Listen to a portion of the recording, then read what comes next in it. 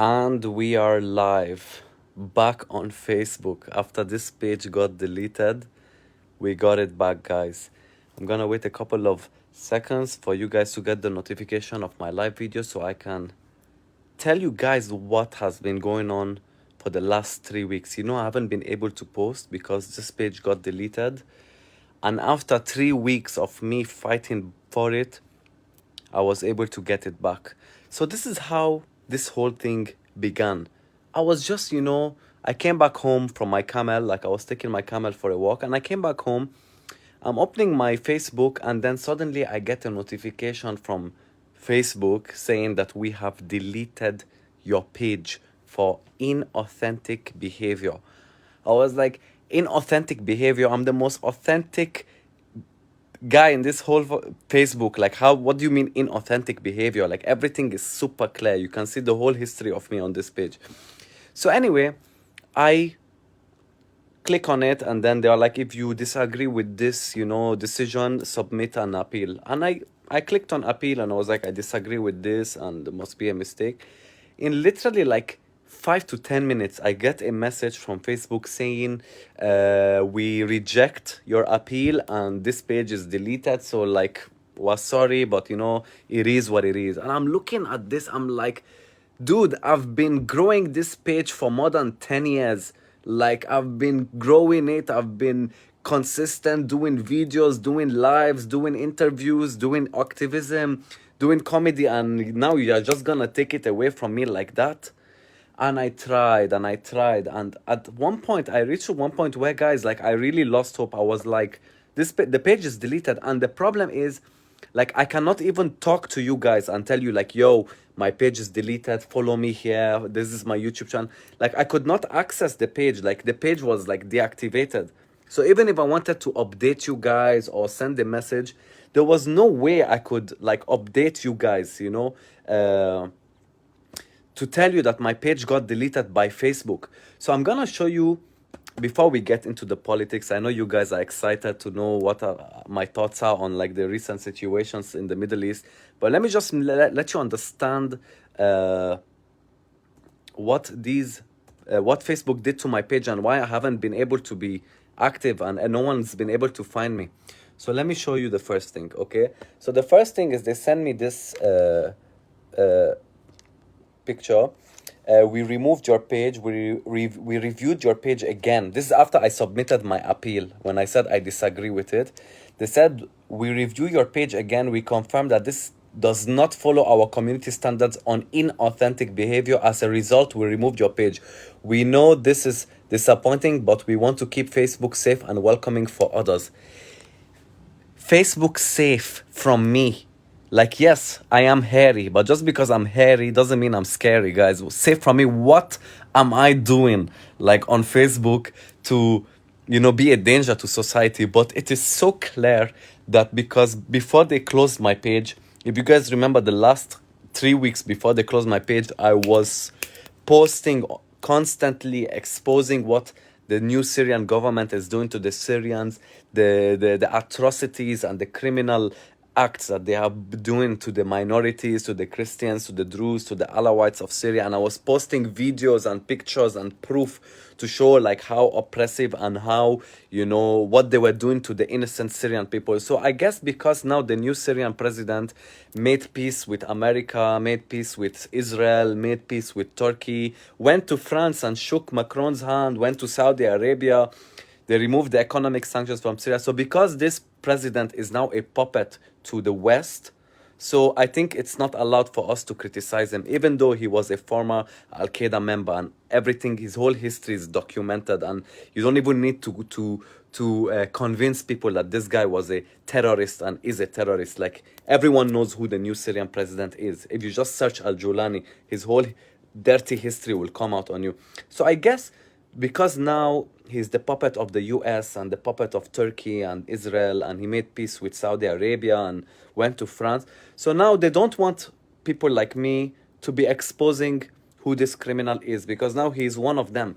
So anyway, let me show you how, like, out of touch Facebook is. Let me show you how, like, I prove to them that this is not fair what you guys did to me.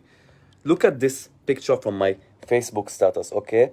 If you read clearly, look what they say. Community standards violation. Good news, no violations to show. This is what they say. Good news, no violations to show. And literally under it, restriction. Your page is restricted because it didn't follow community standard. So how do I not have no community standards for, no violations for the community standards, and at the same time, I didn't follow community standards? Like, how does that even make sense? Like, these two, it's ironic. One is saying I have no violations for community standards. The other one is saying that you have been restricted because you didn't follow community standards. We know we're not always right. Duh. So if you think we got it wrong, you can disagree with our decision and in some cases get the restriction removed. That is when, and not like they say, your page has been suspended. So that's when I disagreed and I appealed it, and they told me we have removed your page, that we reviewed your page again and we have confirmed. You know, it's official. It's official. I am inauthentic, Treka Z. You know, the guy that was in Syria during the war, who was doing live videos in Syria, showing the what was going on in Syria, what ISIS and Al Qaeda were doing to the Syrian people, and all of this proof, like live videos I was doing. It's not like I was editing. I was showing live videos of what was really going on, and that's how I was able to gain thousands of followers all over the world, from America, from England, from France, from South Africa, from Canada, from Australia, from everywhere. I have followers. Is that a coincidence? No, but it's because everyone has reached the point where they no longer trust the mainstream media. They don't believe the agenda of the mainstream media. They know that the mainstream media is not saying the truth. They are politicized, they are controlled, they are dishonest, and everyone is waking up. So the American people and the Western audience started listening to people on the ground who don't work for the government, who don't work for the opposition, who don't work for any mainstream media, and are just doing this because they are for the truth and they want to expose what is really going on and the atrocities that is happening in the country. So that is what happened. So anyway, because I'm a G, I kept on searching until I found a way to contact someone who works in Facebook. And I contacted him and I told him, yo, listen, they deleted my page. I'm not able to get it back. I'm not able to access it or talk to any of my followers. Please, I just want you just to enter my page with your team and review it. Like, review it. I'm not telling you to do me a favor. I'm not asking. Just review it. See if my page really deserves to get deleted. If I have violated any community standard, then take it, delete it.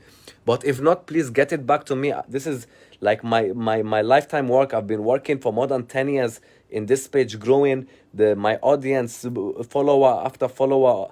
For it to just be taken like that without any warning, without any like community standard violations, like, you can't just do that. So anyway, long story short, he says that he's going to review it with his team and it might take a couple of days.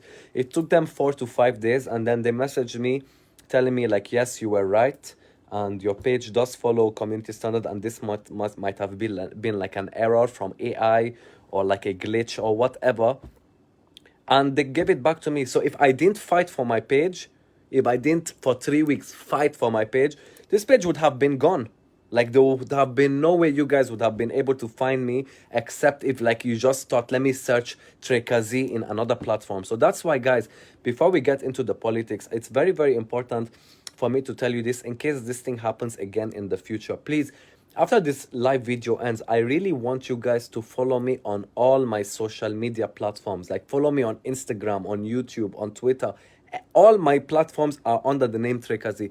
Just follow me in case this happens again in the future. At least you would still be updated with my work. You can find me and find my videos on other platforms. Hopefully this page doesn't get, you know, deleted or restricted again, because I'm gonna be very like extra cautious, because I never broke any violations or any community policies, and they still took it down. So it's not about policy, it's about your message. If you are saying things that the warmongers agree with, they will keep your page. If you are doing silly TikTok dances and trends, they will keep your page. But if you talk and fight for the truth and for the innocent people that are dying and for the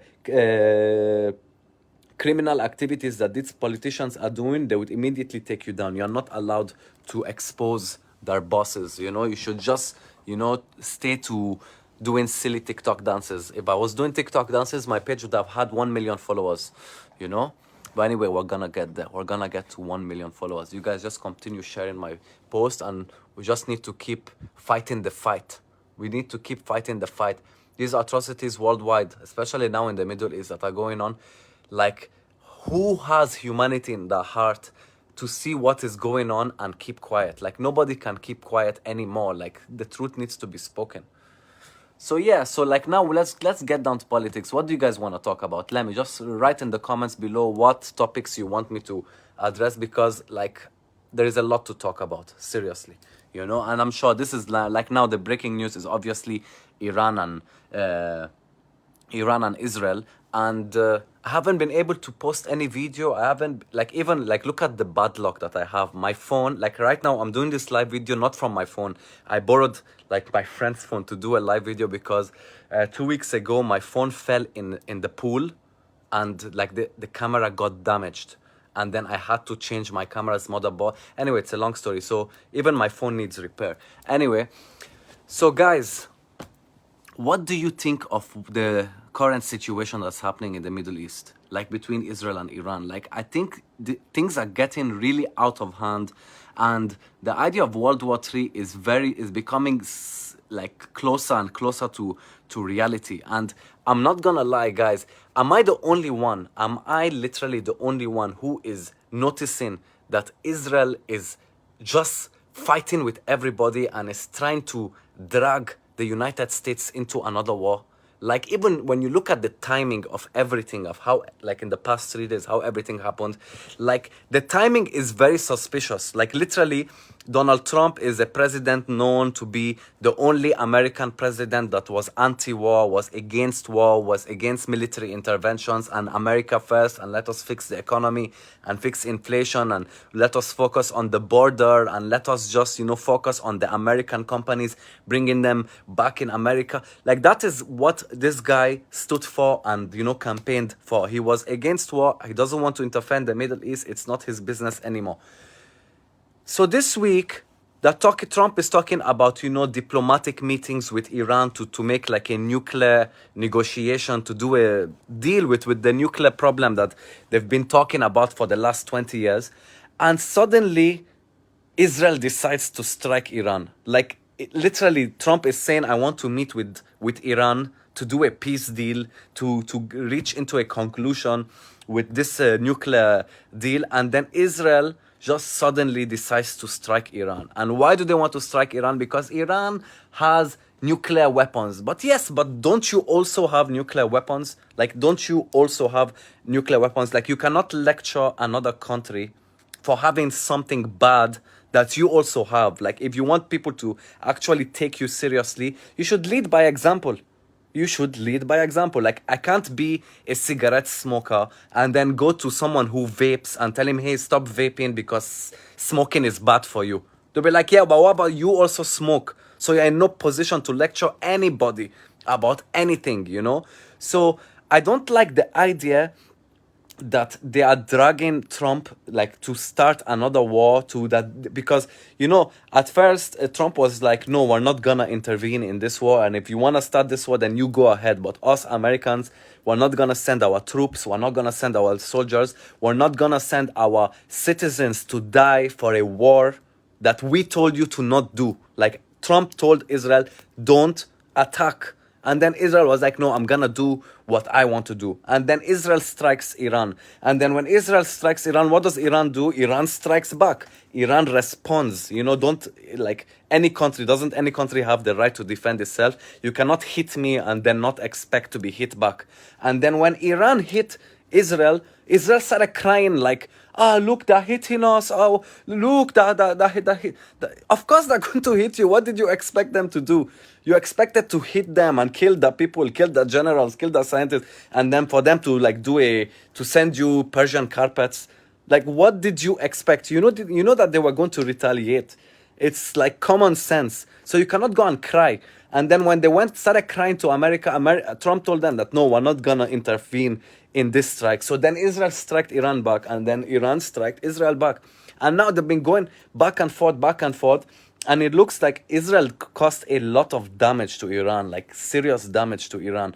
But also Iran caused damage to Israel, and like they kept on talking about the Iron Dome, and we were seeing videos of Iranian rockets like hitting, hitting like their military bases, even hitting like civilian areas and stuff. So the Iron Dome wasn't able to like repel all the rockets. And then when Israel saw that Iran was like actually damaging them, then Israel starts telling America like, "Yo, do you wanna join in? You have to join in the war." But like literally, Israel is telling America right now that you guys need to join in and help us. It's like help you more than America has already been helping you.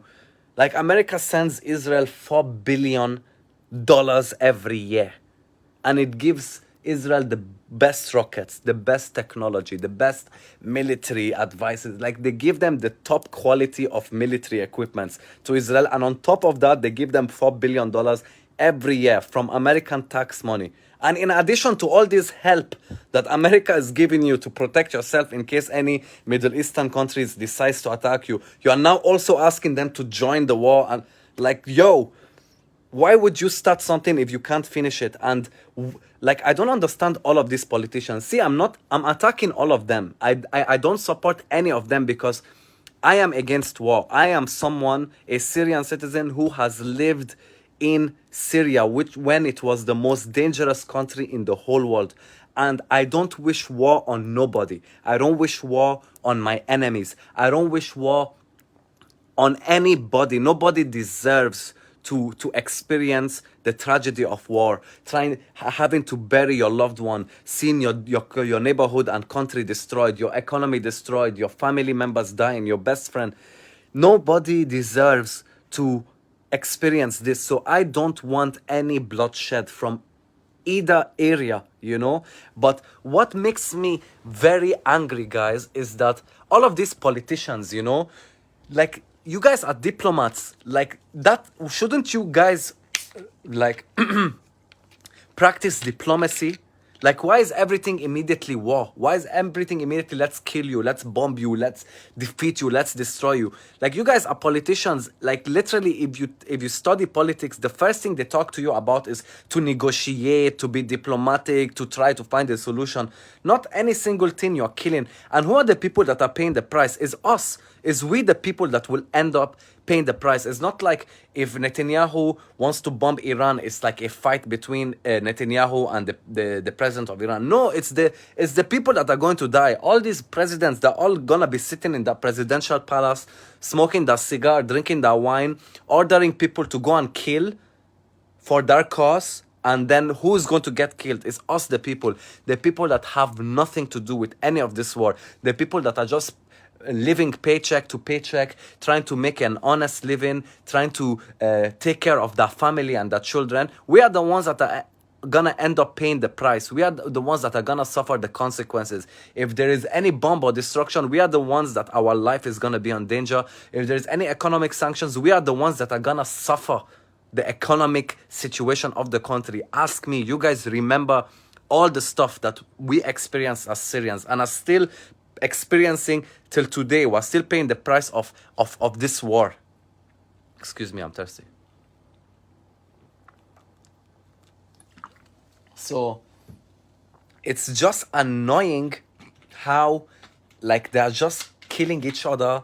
And it's a very, and look, I really also don't believe Israel. I really don't believe Netanyahu, because there are videos, guys, and you guys can Google this if you don't believe me. There are videos of Israel from the 90s and the early 2000s, like 2001, 2002, that they're literally saying, oh, Israel is 2 years away from having nuclear weapons. Then 4 years later, they'll be like, oh, Iran is 3 years away from getting nuclear weapons. Then 5 years later, they'll be like, oh, Iran needs 1 more year. And we've been hearing this for the past 20 years, and Iran has never like attacked anybody with no nuclear weapons. So I don't understand, like, if you're gonna look at Iran's actions in the last 10 to 15 years and compare it with Israel's action in the last 10, 15 years, dude, Israel has attacked Syria, Lebanon, Palestine, Yemen, Iran this year alone.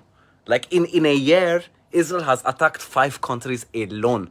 You understand? Who did Iran attack? Except Israel, after Israel like attacked it. Like, so I'm not defending Iran, and I don't support the government, and I don't support the ideology or the policies. It's not like I'm a fan of Iran, and I'm not a fan of Israel either. I support their people. Like, I don't want the people to die. I don't want innocent people to suffer the consequences. And this is just a repeating cycle. It's a repeating cycle. It started with Iraq. Even Netanyahu was one of them, not only George Bush. Netanyahu came out and there's a video of him saying that Iraq has weapons of mass destruction, and our intelligence has confirmed it 100%. And if we don't overthrow Saddam today, when we overthrow Saddam Hussein today, there will be peace in the region and flowers and rainbows in the Middle East, and like the gold will be coming out of trees. Like, that's the image that he drew for the people. Then America attacked Iraq, destroyed the country, overthrew the government, and look, Iraq till today they're still having terrorism problem. Millions of Iraqis died, millions of refugees created. Same with Libya. Same with Libya. They attacked Libya. They killed the president. Until now, Libya is still suffering the consequences. At one point, they were selling slaves in Libya after Gaddafi died.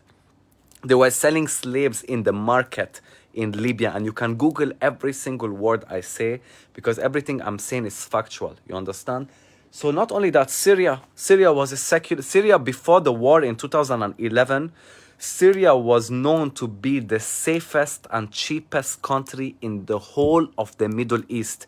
When there was a war in Iraq, Iraqis flew to Syria for safety. When there was a war in Lebanon in 2006, thousands of Lebanese people came to Syria for safety. When there was a war with Palestine, thousands of Palestinians came to Syria for safety.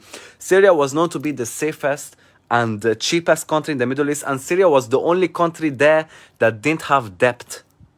They attacked it, they destroyed it, they funded ISIS, they destroyed the economy. Look at Syria now. Who is the president of Syria? A former Al-Qaeda member. I'm not saying that, oh, Bashar was an angel, and yeah, we all know the family was in power for more than like 50 years, but at least Syria was a secular country. Syria was a cheap country. Syria was a safe country. The economy was good. We didn't have a civil war. All religious groups and sects were living and coexisting peacefully. Yes, we had problems. Yes, we had corruptions. Yes, there were many things to be solved. But look at Syria now and tell me that the new president is better than the old one. You have seriously an Al-Qaeda member to being the president. When he became president till now, you started killing minorities, killing Christians, Alawites, Druze, attacking churches, burning churches, and like, wake up, guys, wake up. For how long are they going to continue playing the same game and same propaganda on you guys, and everyone falling for it over and over and over again? How many times? Like, look at the Middle East and America and Israel's and NATO's foreign policy in the last 20 years. Tell me one good outcome like they did. Look at Afghanistan, destroyed. Look at Libya, destroyed. Syria, destroyed. Palestine, Lebanon, Iraq. So like, it's like, if you continue doing the same thing, expecting different results, that's stupidity. But at this point, maybe everything is intentional. Maybe they really know that if they do this is going to be the outcome of the Middle East, of the country. And that is actually what they want. They want destruction and chaos so that they can control and they can divide it. And when the country is divided, it's easier to control. That's like politics one-on-one. But sometimes I feel like this new generation are still kind of dumb, that not everyone is seeing through this. They're all like, you have to like actually follow up on politics and read between the lines and try to see who's benefiting from every single action. If, let's say, America starts a war right now, enters a war with Iran, who is really the benefiter? It's Israel. Same with when they did with Syria. And if you guys notice, all the countries that they have attacked in the Middle East are all countries that were opposing Israel. Like Assad was against Israel, Gaddafi, Saddam Hussein. So there is a pattern, and people are not seeing this. It's like they're blind. And I'm not saying that, I wish every country in the Middle East, including Israel, everyone coexists. But at the same time, You cannot go and strike Iran and then start crying when Iran strikes you back. And you cannot go and say, I'm striking Iran because Iran has nuclear weapons. Because you also have nuclear weapons. So if it's about nuclear weapons is dangerous, then you also have it. So you shouldn't have it. And if you have it, you're not in a place to lecture anybody about having nuclear weapons. Because look, guys, at the end of the matter is, do you know why countries strive to have nuclear weapons? Is not mainly to bomb and erase another country. At this point, these countries are striving to have nuclear weapons as a security card for them.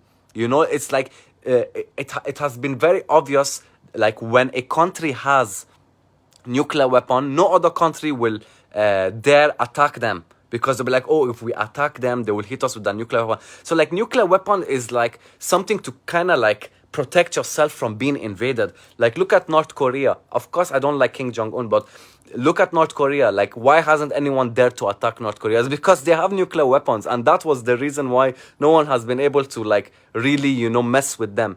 So that is also one of the main reasons why Iran wants to have nuclear weapons and why Israel wants to have nuclear. It's kind of like a protection feel, like if I have it, then no one will dare attack me. But I mean, what kind of solution and mentality is this? Like, this is 2025. We should all be working towards peace and negotiation and diplomacy and respecting international law and respecting other countries' sovereignty. It's not attacking and invading and killing and punishing, and like you're just breeding more and more hate in the country, like with Israel and Palestine. Like these two countries that are teaching the children from a young age to hate the others. Like whether it's Palestinians or Israelis, both of them are teaching the children from a young age, hate them. They are the bad guys. They are the worst. You have to, you know, and then vice versa. And then you're just breeding new generations of hate. Like you go on, both of them hate each other. And then how is this war going to end? How is peace ever going to be achieved if this is the way you are raising your children, and this is the kind of ideas you're putting in their head? Peace is always the answer. Guys, look, you have to understand something. Sorry, I think I got disconnected. Listen, guys, at the end of the day, you have to understand something, okay? Innocent people are dying. That is the truth of the matter. Try and be against any, like, war agenda. We should be against it. We should stand against it. No one should support anything that has, like, that encourages war, because the only thing that's going to happen is our children are going to die. Our people are going to suffer the consequences, whether it's the Iranians or the Israelis or the Americans or the Syrians or whoever it is. War should never be the answer. We should strive for peace. And I hope they don't eventually, you know, convince Trump to join this war, because if I'm going to make a prediction, they're going to twist his hand sometime very soon to like actually like join this war. And once they join this war, America is going to lose a lot of money. There are people that are going to die, and third world war is very possible from happening. And that's the last thing anyone should do, because even to my American audience watching right now, like the economy in America is improving drastically, and inflation is decreasing, and the situation is getting better, and the border is getting more secure and stuff. The last thing you guys want is to join another war and all these achievements and improvements that you have done for your country just get destroyed like that, you know? If Israel wants to do a war and you convince them and you told them like, yo, don't do a war, we don't advise you, don't do it, and then they decide to continue doing it, America should not join. Nobody should help anybody. Because then we warned you, we told you it's a bad idea, and you still went through it trying to pressure us into another war. Because they did the same thing with Trump when Trump came out in 2016 or 17, when Trump came out and was like, we're gonna withdraw all, you know, US troops from Syria. And then all these warmongers suddenly started saying, oh no, how are you going to withdraw from Syria? No, you should stay in Syria. You should continue occupying Syria. Don't bring back the troops. And the next thing, they staged the chemical attack thing, and then they forced America to stay by force, and they forced Trump to keep the troops in Syria. So I feel like this is just like a repeat of history, that now I have a feeling, and God forbid it happens. I don't want it to happen. But if it happens, remember that I told you this. I have a very strong feeling that sometime soon, like God forbid, I hope it doesn't happen, like some explosion or some like false flag happens in the United States, and then they're going to blame Iran, that, oh, Iran was behind this attack, and then that's when Trump will be like, oh, really? Now let us attack, and then they go all in, and then next thing Netanyahu's laughing in his own seat. Because it's not the first time they have tricked the United States into joining another war. So if the and the nice thing about what I have noticed, guys, like the Trump base these days are very, very like educated. Like the not, of course, you have from both sides, but I've been reading in the comments, like in like Ben Shapiro's page or whatever, like all these warmongers, politicians and influencers that are calling out for war and calling out for the America government to join the war. Like I'm reading the comments that they get from the followers, and I see a lot of American conservatives and liberals saying, no, we are against war, we don't agree, we don't want to join this war. If Israel wants to start another war, it is not our business, we should not join. We already give them $4 billion every year from our money. We give them rockets, we give them military equipment. They don't need us. Like, if we're giving them all of this and every time they're gonna start a war, we need to join in, so why are we giving them this in the first place? So like I'm kind of like optimistic about, you know, the Trump base followers, because I really am seeing that a huge majority of them are against war. But of course, you still have the you know, pro-Israel crowd, and like people like Ben Shapiro, for an example. Like, I really don't view him as an American. I really view him as an Israeli first person, because he will talk about American stuff, but as soon as Israel is in the middle, his loyalty is so obviously to Israel over America. Like, he was willing to see American citizens die in wars for Israel than seeing anything happening to Israel. So it's like his loyalty is not to his country. He's a phony.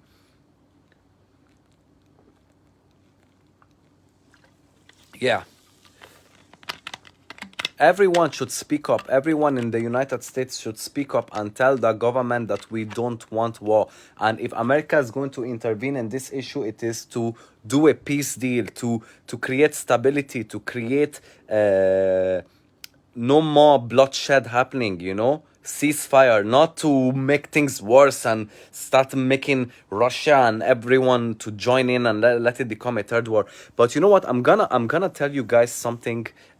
Jason Hatchett is saying Tucker and Candace Owens is against the war. Yes, I agree, Jason, and they are one of the last truth speakers in America, and that's why the media is always attacking them, because unfortunately we have reached to a point in this world that anytime anyone criticizes Israel for the actions, they immediately label them as anti-Semitic. It's like, bro, we love the Jews. We have no problem with the Jews. We have Jews that have Syrian Jews that we have lived in Syria for thousands of years. The problem has nothing to do with Jews or Judaism or Semites, because when you think of, even Arabs are Semites, so it's not only Jews.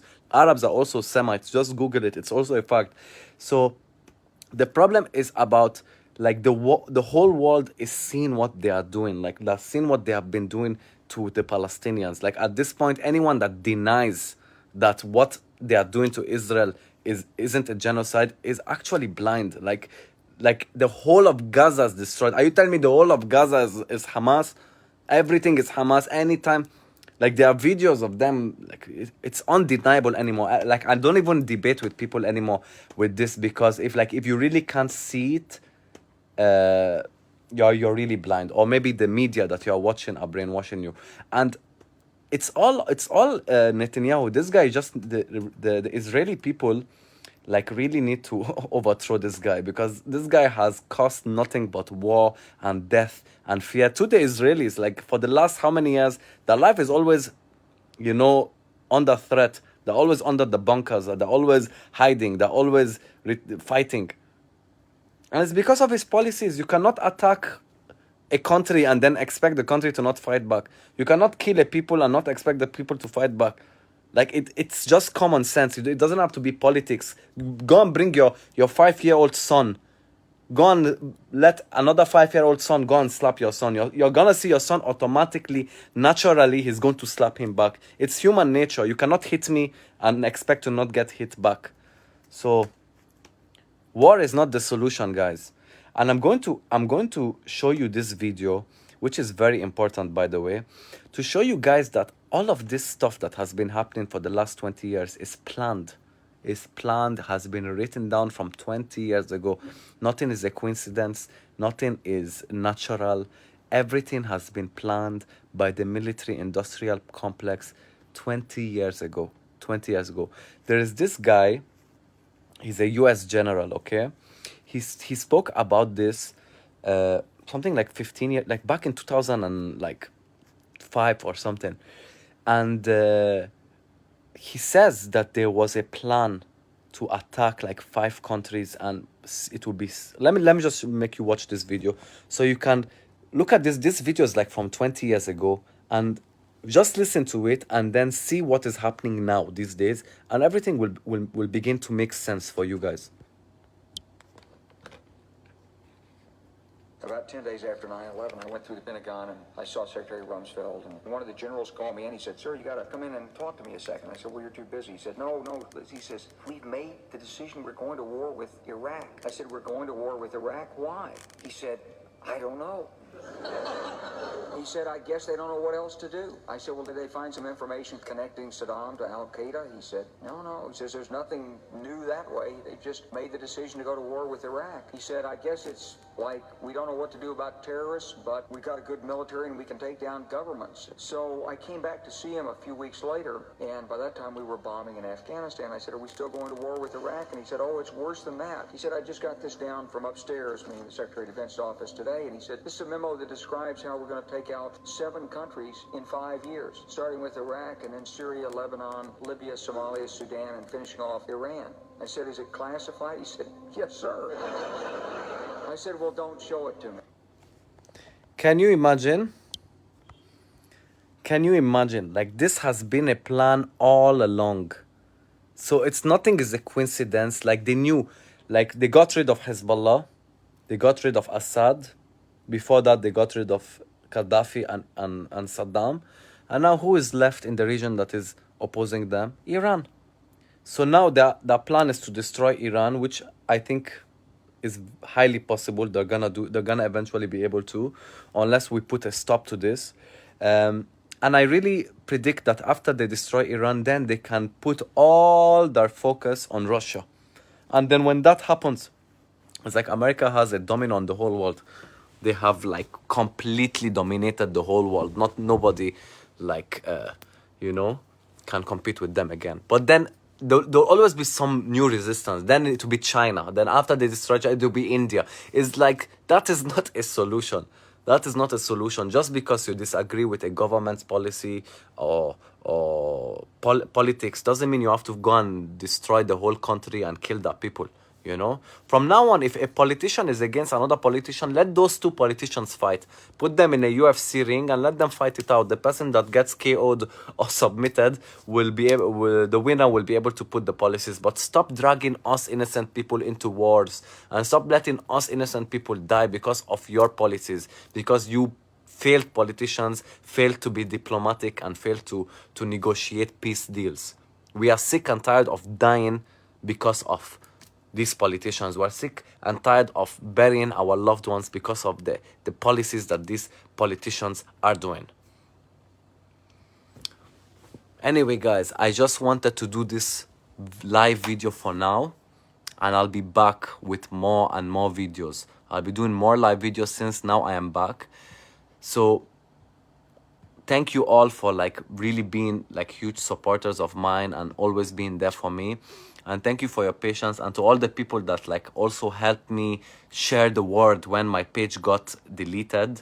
Thank you all. Like, big shout out to Hanuna Al-Majnuna, to Susanna, to Adrian, to like a lot of Catherine, to a lot of my friends that that actually helped out in raising awareness of my situation in my page.